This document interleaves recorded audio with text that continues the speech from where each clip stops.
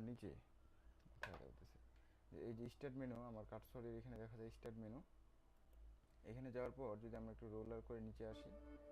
তাহলে এখানে দেখা যায় যে মাইক্রোসফট অফিস, এখানে ক্লিক করার পরে আমরা যদি মাইক্রোসফট অফিস ওয়ার্ড